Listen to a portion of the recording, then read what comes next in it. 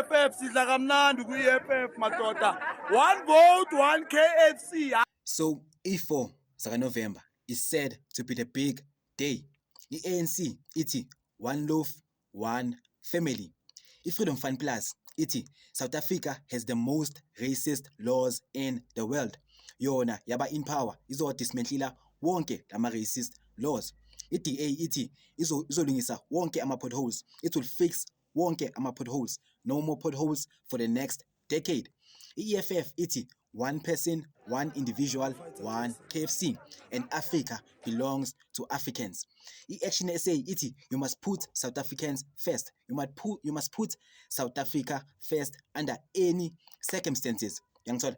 I-Aljama yona ithi izo-introducer i-Shirai law. What better law to govern a state than the holy law of Allah himself? I-South African Communist Party ithi yona ifuna independence from i-ANC, ayisafuni ukuba associated ne-ANC, ifuna ukucampaigna as an independent party. Yangithola. I-Patriotic Alliance yona is nowhere to be seen.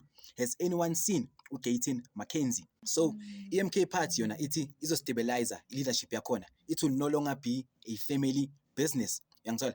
So from now until i-4 November, we must kumele sihlangane bafethu collectively and decide ukuthi yiyiphi iparty esoyivotela. You understand? Collectively nakhona, not individually, collectively, because collectively is when siba amavoti wethu aba ne-impact. You understand? Ngoba abantu ababhayi have given up in voting because we vote as individuals. You understand? We must not vote as individuals, but we must vote as a collective. You understand? So in the coming weeks, in the coming days, in the coming months, so we're busy check out ama-manifesto, ama-policy, nama-ideologies, wonke lama-parts. The tip of the iceberg, ukuthi one family, one loaf, is just the tip of the iceberg.